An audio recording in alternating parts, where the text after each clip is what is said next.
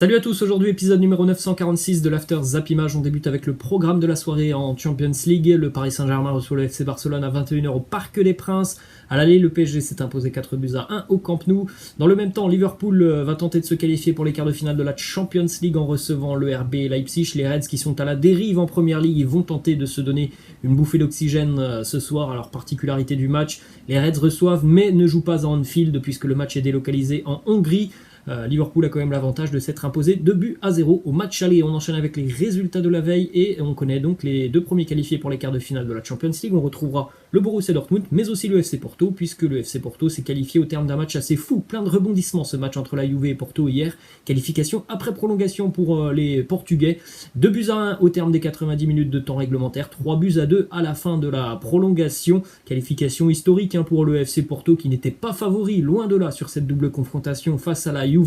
Mais au final, quand on a vu les deux matchs, on se dit que l'équipe qui a mis le plus de cœur à l'ouvrage s'est qualifiée. Porto a fait deux matchs pleins, deux matchs complets, deux matchs pleins de cohérence face à cette équipe turinoise, alors qu'on rappelle quand même que la Juve finalement n'a joué qu'un match sur les deux, puisque sur le match aller, les Turinois étaient passés complètement à côté de leur sujet. On regarde les buteurs de cette rencontre. Du côté turinois, doublé pour Chiesa dans le temps réglementaire, le troisième but signé Adrien Rabiot. Du côté du FC Porto, doublé pour Sergio Oliveira, un but sur penalty, un but inscrit sur coup franc lors de la prolongation. Ce coup franc qui permet donc à Porto d'inscrire ce deuxième but à l'extérieur, synonyme de qualification pour les quarts de finale. À noter que Porto a joué plus d'une heure à 10 contre 11 hier.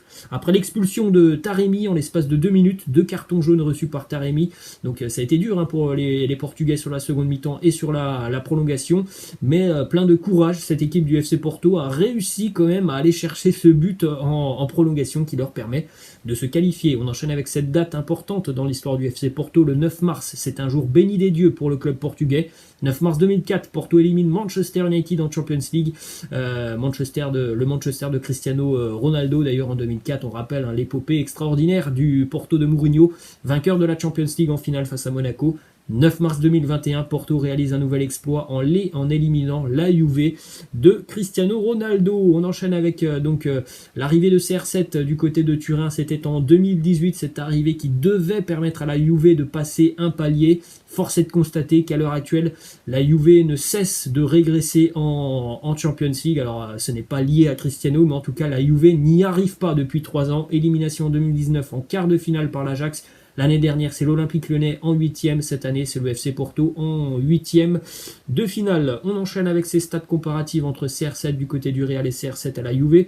Cristiano, depuis 2010-2011 au Real Madrid, c'est 8 saisons avec au moins 8 fois une présence en demi-finale. Cristiano du côté de la Juve, 3 saisons, aucune présence en demi-finale de la Champions League. Une statistique qui nous prouve tout simplement que le football c'est un sport collectif et que la Juve n'a pas un collectif fort tout simplement. Cristiano il a beaucoup fait pour la Juventus, je ne comprends pas pourquoi depuis hier tout le monde se déchaîne sur CR7 sur les réseaux sociaux, comme quoi il n'apporterait rien à la Juve, comme quoi c'est l'une des pires recrues.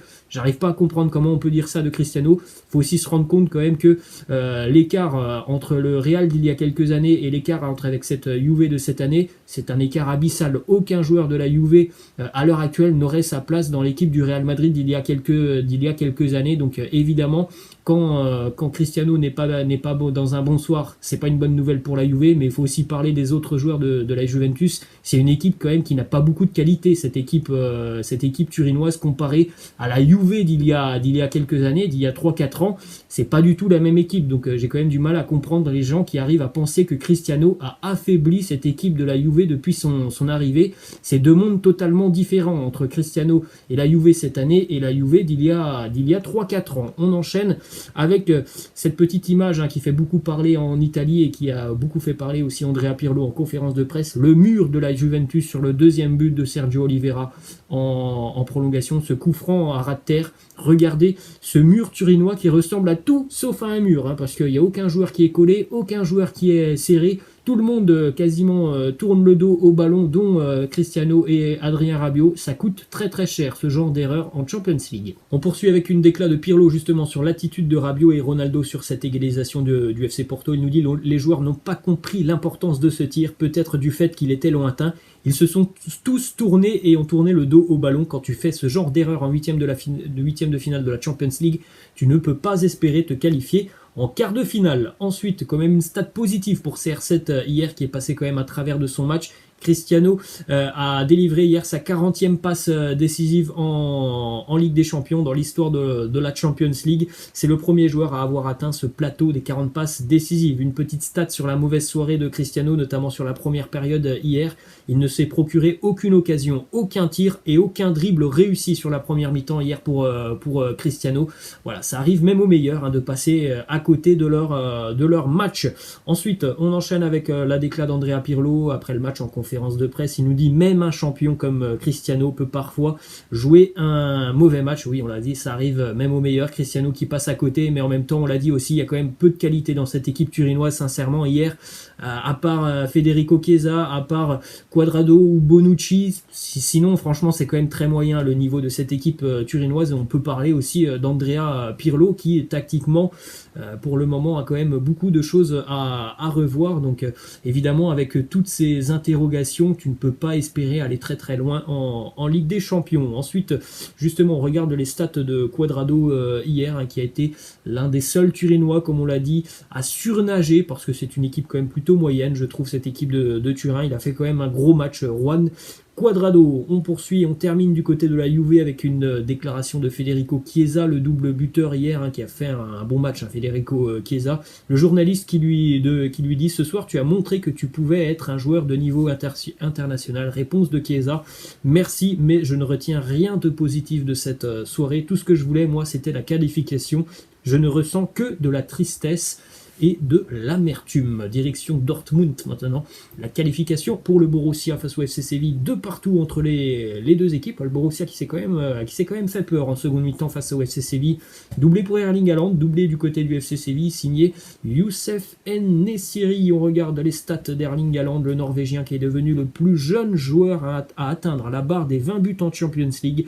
À l'âge de 20 ans et 231 jours, il devance maintenant Kylian Mbappé qui avait établi ce record à quasiment 22 ans. Mbappé, c'était 21 ans et 355 jours. Autre statistique qui concerne Haaland, il a marqué 20 buts en Ligue des Champions en l'espace de 14 matchs. C'est évidemment là aussi un record.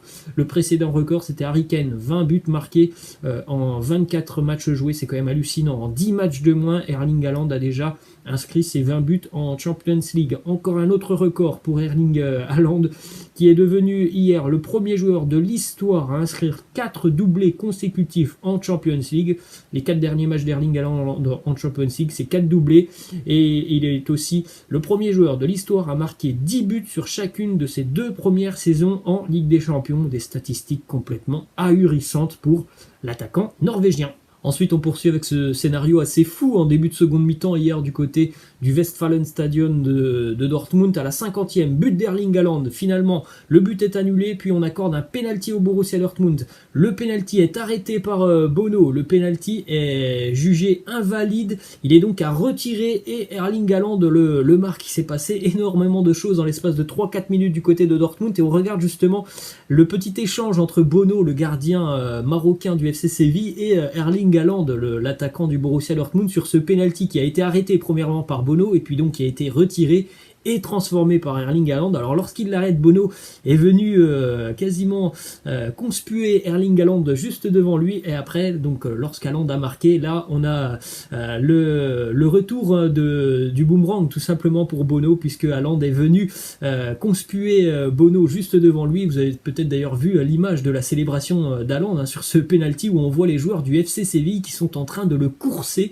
lorsqu'il va célébrer son but, puisqu'il est venu un petit peu trop proche de Bono. Et puis finalement tout s'est bien terminé après le match, les deux hommes qui se sont tapés dans la main. On continue les amis du côté de Paris avec le groupe parisien pour la réception du Barça ce soir. Vous le savez certainement déjà, Neymar n'est pas là pour ce match face au FC Barcelone. On n'a pas voulu prendre de risque du côté du Paris Saint-Germain. Ensuite, on continue avec une déclaration de Rivaldo qui nous parle du Paris Saint-Germain et d'une éventuelle arrivée de Messi. Il nous dit: moi personnellement, si j'étais Pochettino et Leonardo, je dirais aux propriétaires du PSG qu'il est mieux de conserver ce que nous avons plutôt que de recruter Messi. En clair, Moi j'aime Messi, mais Mbappé est au Paris Saint-Germain.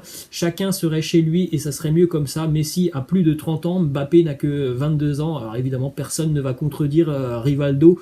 Il semble quand même plutôt logique du côté du Paris Saint-Germain de prioriser la prolongation de Kylian Mbappé qui a encore de nombreuses années devant lui à nous éclabousser de son talent, alors qu'on sait tous que Lionel Messi, il a peut-être 1, 2, 3 ans encore au maximum au plus haut niveau. Ensuite, on continue avec cette petite image du futur maillot du Barça pour l'année prochaine, ce maillot qui aurait d'ores et déjà fuité. Ensuite, on a une petite banderole des supporters parisiens. Bon, une banderole assez pitoyable. Shakira à la Jonquera. Bon, je pense que vous avez peut-être la référence.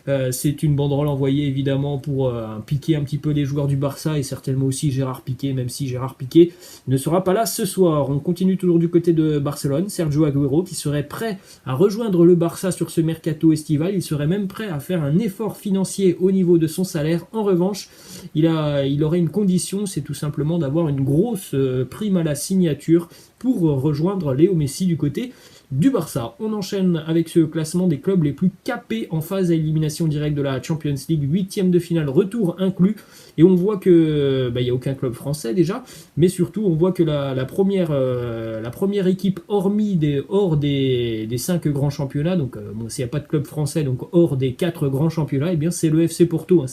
Le FC Porto, c'est quand même une équipe qui compte dans le football européen. Ensuite, on continue avec une déclat de Gareth Bale qui nous dit: le meilleur joueur avec lequel j'ai joué, pour moi c'est Cristiano, pour les buts marqués et les titres que nous avons remportés ensemble, c'est sans aucun doute l'un des meilleurs footballeurs de tous les temps. Ensuite, une stat du côté du Real: Benzema et Casemiro sont les joueurs les plus décisifs en attaque cette année pour le Real Madrid.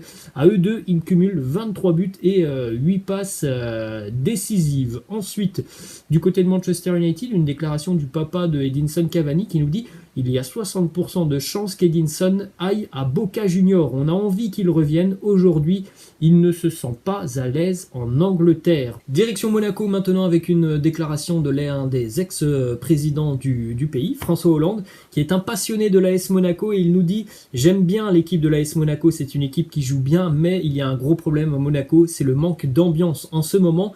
Ils ne sont pas privés de supporters, il n'y a jamais eu personne au stade Louis II. Ensuite, direction Marseille, on rappelle que l'OM affronte le Stade Rennais ce soir à 19h. Première pour Jorge Sampaoli et première en même temps pour Bruno Genesio. Donc c'est un duel de nouvel entraîneur ce soir entre l'OM et le Stade Rennais. Jorge Sampaoli, déclaration il y a 5 ans, il nous disait: j'aimerais entraîner un club comme l'OM ou Galatasaray qui génère beaucoup de passion. Autre déclaration de Sampaoli qui nous dit: j'ai choisi l'OM pour de nombreuses raisons.